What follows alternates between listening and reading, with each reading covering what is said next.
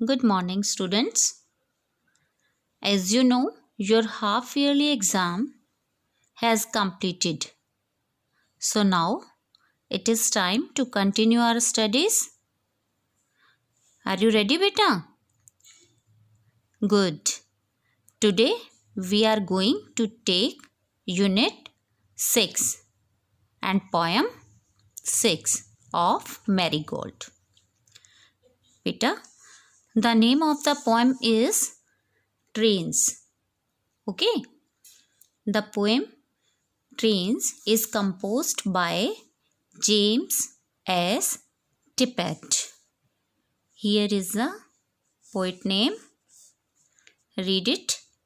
James S. Tippett. Okay? Beta, the poet express in it the usefulness of trains in our lives. Students, first I will tell the summary of the poem, okay, in English. So let's listen the summary. Trains carry passengers, mail and cargo from one place to another. It carries thousands of freight cars while rushing through the railway tracks from dawn to dusk and helps the passengers reaching their destination while crossing many mountains, plains and rivers. Okay, this is the summary of the poem. Now let's understand the poem. Children, underline the difficult words of the poem side by side. Okay? While reading the poem, underline the difficult words. Okay? Now let's start the poem. Okay?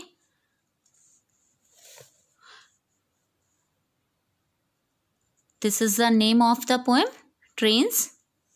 Let's read. Over the mountains, over the plains, over the rivers, here come the trains. Carrying passengers, carrying mail, bringing their precious loads in without fail. Beta, look here. The word mountains. Here the word mountains means high hills. ऊंची ऊंची जो पहाड़ होते हैं ना, ऊंची ऊंची जो पहाड़ियाँ होती है उन्हें हम माउंटेन्स कहते हैं. Okay. Over the plains and here plains means ground, level surface जो होता है ना, जो सरफेस लेवल में होता है ना, उसको हम प्लेन्स कहते हैं. In other words we can say ground. Okay. Rivers, you all know what are rivers? Rivers means water body. ठीक है?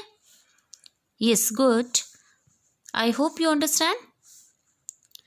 Passengers, in the second stanza, passengers. Passengers means travelers. जो यात्रा करता है ना, जो ट्रेन में जो भी कोई व्यक्ति जो सफ़र करता है उसको हम पैसेंजर्स बोलते हैं. मेल, मेल मीन्स होता है द पोस्टल सिस्टम. कोई भी चीज़ जो होती है ना, मेल लेटर, जो लेटर के जैसा जो होता है ना मेल, उसे हम पोस्ट ऑफिस के थ्रू जो है हम किसी को भी मेल करते हैं ना, वो एक प्रकार का सिस्टम होता है. ठीक है. Bringing their precious loads. Precious means होता है वैल्यूएबल, ऑफ ग्रेट इम्पॉर्टेंस, जो बहुत ही महत्वपूर्ण होता है ना, कीमती होता है, उसको हम प्रेशियस बोलते हैं. लोड्स मीन्स गुड्स होता है, थिंग्स होती हैं, जो सामान होता है जो कि ट्रेन लेकर जाती हैं. ठीक है. इन without fail. Here the meaning of fail is not without fail, मतलब बिना किसी असफलता के. Okay. Now let's read. Over the mountains, over the plains, over the rivers, here come the trains. जो ट्रेन्स हैं वो हमारे पास कैसे आती हैं? ओवर द माउंटेन्स, माउंटेन्स को भी पार करके आती है, मतलब पर्वतों से भी गुजर कर आती है. प्लेन्स, ग्राउंड में भी जो ट्रेन्स हैं वो पार करके आती हैं. रिवर्स में भी, जैसे बेटा पुल वगैरह होते हैं ना, पुल के, रिवर्स के ऊपर जो पुल होते हैं उस पर भी ट्रेन जो है उससे भी गुजरकर हमारे पास आती हैं. Carrying passengers, carrying mail, bringing their precious loads in without fail. और ये जो ट्रेन्स होती हैं ये अपने अंदर या अपने साथ पैसेंजर्स को भी लाती हैं, ट्रेवलर्स को जो ट्रेवल करते हैं उनको भी लाती है. और जो मेल होती हैं, जो पोस्टल सिस्टम होता है, जो लोगों की पोस्ट होती हैं उनको भी लेकर आती हैं.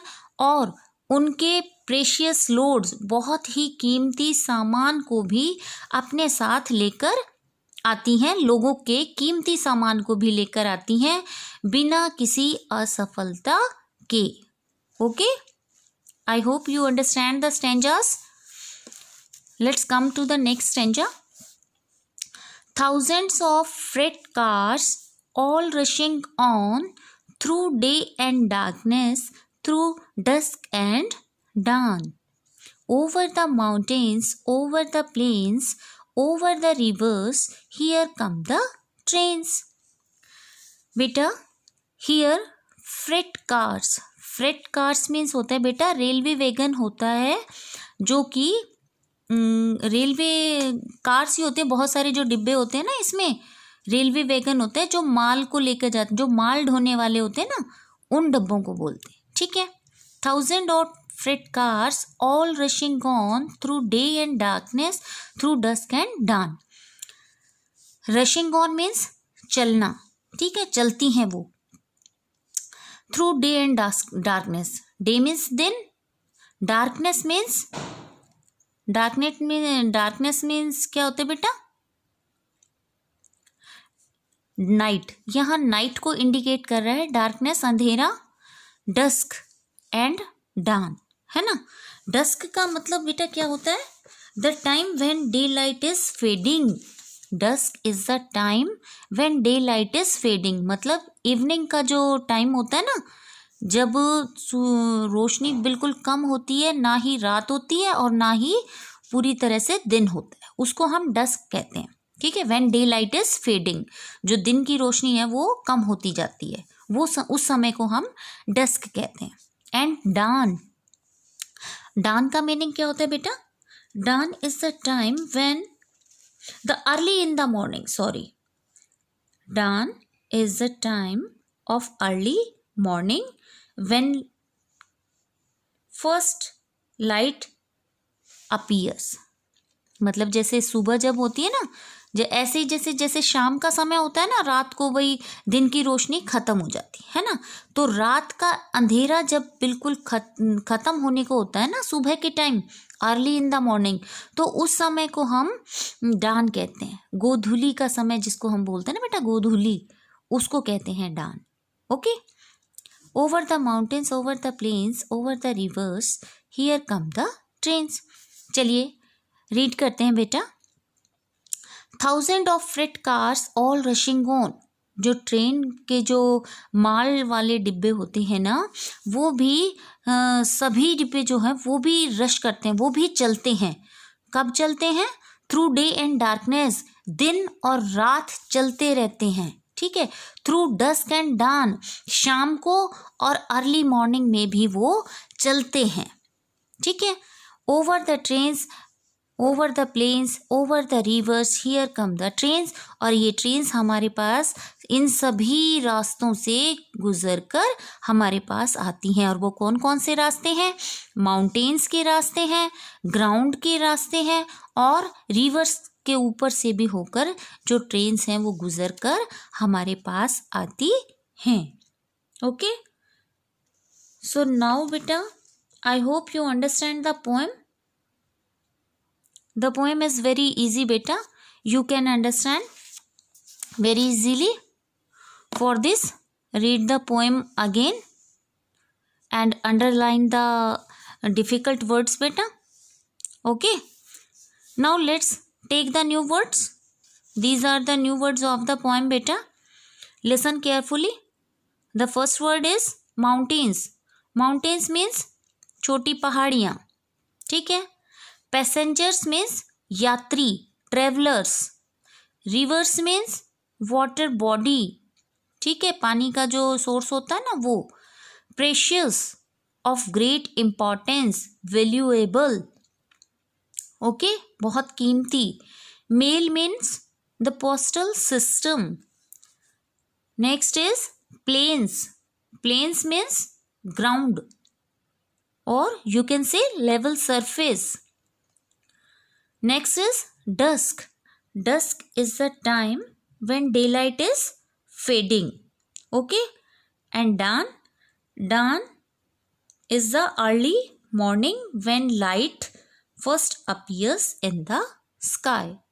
Okay, dusk तो वो होता है जो जब दिन की रोशनी जो है वो बिल्कुल ख़त्म होने को होती है, और डान वो होता है जब रात सुबह, जब जल्दी सुबह होती है ना, अर्ली मॉर्निंग, उस समय रात का अंधेरा ख़त्म होने को होता है.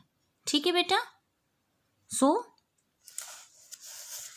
That's all for the day. I hope you understand. बेटा, read the poem again and watch the video again so that you can understand the poem. Okay, that's all for the day. Okay, goodbye beta.